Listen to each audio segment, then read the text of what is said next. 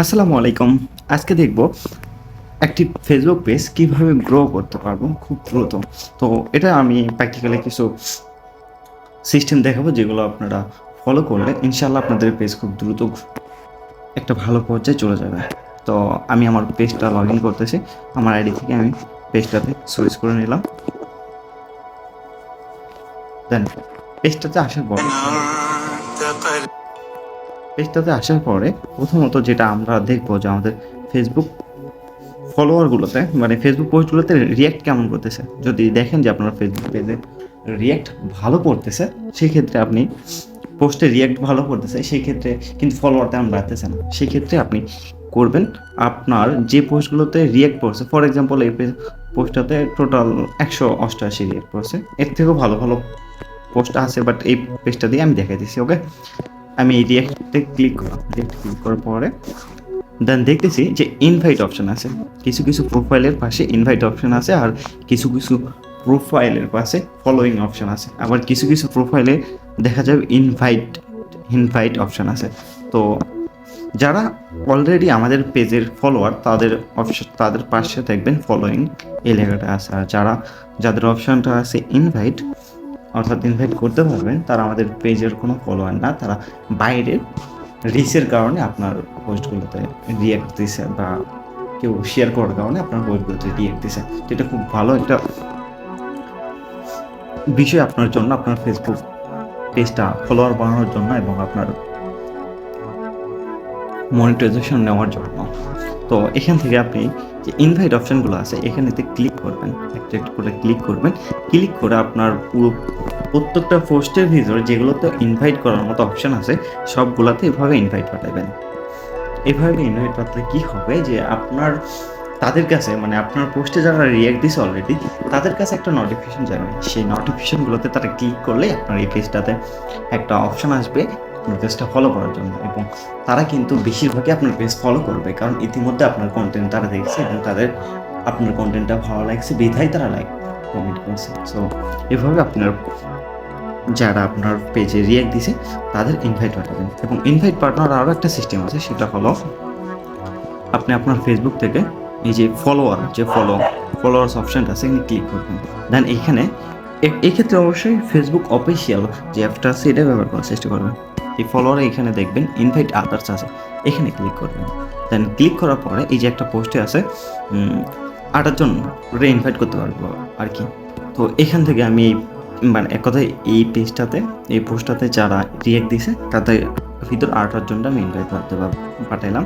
দেন সেকেন্ডটাতে পারলাম, থার্ডটাতে পারলাম, আবার রিফ্রেশ করলে আবার আপনাদের পেজে নতুন নতুন পেজগুলো আসবে, নতুন নতুন পোস্টগুলো আসবে।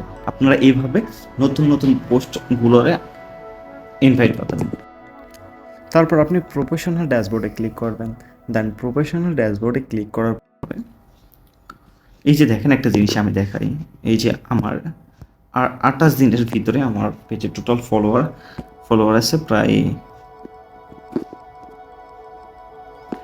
লাস্ট 28 দিনে টোটাল ফলোয়ার 28 দিন আগে ছিল 5200, আরও কম ছিল, সরি 5100, আর এখন আছে 7665। আমি কিন্তু এইভাবেই আমার ফলোয়ারগুলো বাড়াইছি। আপনারাও চাইলে এইভাবেই খুব দ্রুত ফলোয়ার বাড়াতে পারেন। তো আরেকটা জিনিস আপনারা চেক করবেন, সেটা হলো আপনার পেজে কোনো ইস্যু আছে কিনা। আমার পেজে অলরেডি একটা ইস্যু পড়ছে গত 2-3 দিন আগে, তো এর জন্য এখন একটু গ্রো কম করতেছে। তো এই ইস্যুটা তেমন কোনো সমস্যা নয়, আপনারা একটু নিচে আসবে আদার্স, এই আদার্সের নিচে আছে টুলস। তো আপনারা টুলসে ক্লিক করবেন, ধরেন আবার নিচে আসবেন, একটু স্ক্রল করতে দেখতেছি নিচে প্রোফাইলের ভিতরে আছে লাস্টে পেজ রেকমেন্ডেশন। তো পেজ রেকমেন্ডেশনে ক্লিক করার পরে একটু আমার নেটওয়ার্কের সমস্যা হচ্ছে, তো এই পেজ রেকমেন্ডেশনের এই নিচে আছে দেখেন রেকমেন্ডেবল। তো আপনাদের পেজটা যদি এই রেকমেন্ডেবল থাকে তাহলে আপনাদের পেজের পোস্ট করা যে পোস্টগুলো আছে এগুলো অন্যদের কাছে সাজেস্ট করবে। আর যদি এখানে রেকমেন্ডেবল না থাকে, অন্য কোনো অপশান থাকে বা কোনো ইস্যু থাকে, সেই ক্ষেত্রে কিন্তু আপনার করা পোস্টগুলো অন্যদের কাছে যাবে না। তো অবশ্যই আপনারা দেখবেন এখানে কোনো ইস্যু আছে কিনা। যদি ইস্যু থাকে পরবর্তী টাইমে আমি একটা ভিডিওতে এটার সলভের উপায় জানিয়ে দেবো ইনশাল্লাহ। তো এখান থেকে আবার রেকমেন্ডেশন ক্লিক করবেন। দেন এখানে দেখেন রেকমেন্ড আছে এবং নিচে আছে রিচ নাও পিপল। সো আপনার পোস্টগুলো রিচ করবে, কোনো সমস্যা নাই। তো এখানে যে লেখাগুলো আছে পুরোপুরি দেখবেন, তাহলে আপনি বুঝতে পারবেন যে আসলে এই রেকমেন্ডেশনের মানেটা কি এবং রেকমেন্ডেড থাকলে আপনার পেজের জন্য কতটা ভালো হবে। এবং সবশেষে আমি একটা জিনিস দেখাতে চাচ্ছি, সেটা হলো আপনারা পেজে মানে যে নিয়মটা জানাতে চাইছি, সেটা হলো আপনার পেজে রিয়াক্ট করুক বা না করুক, আপনি নিয়মিত পোস্ট করবেন। অবশ্যই ভালো কোয়ালিটির পোস্ট করার চেষ্টা করবেন, যেগুলোতে মানুষ রিয়াক্ট দিবে এবং শেয়ার দিবে, এরকম ক্যাটাগরি। সবসময় চাইবেন নিজে একটা কন্টেন্ট ক্রিয়েট করা, মানুষের কন্টেন্ট না।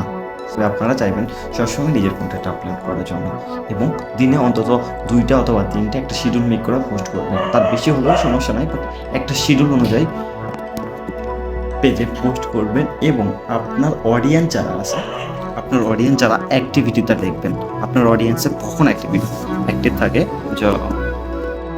গুলো ধাপ মানলে ইনশাআল্লাহ আপনার পেজও খুব দ্রুত গ্রো করবে। খুব দ্রুত আপনার মনিটাইজেশনের যে কন্ডিশনগুলো আছে এগুলো ফুলফিল আপ করতে পারবেন এবং মনিটাইজেশন নিতে পারবেন ইনশাআল্লাহ। ভিডিওটা ভালো লাগলে চ্যানেলটা সাবস্ক্রাইব করবেন এবং আপনার ফ্রেন্ডদের কাছে ভিডিওটা শেয়ার করতে পারেন। আবার কোনো ভিডিওতে দেখা হবে ইনশাআল্লাহ। আল্লাহ হাফেজ।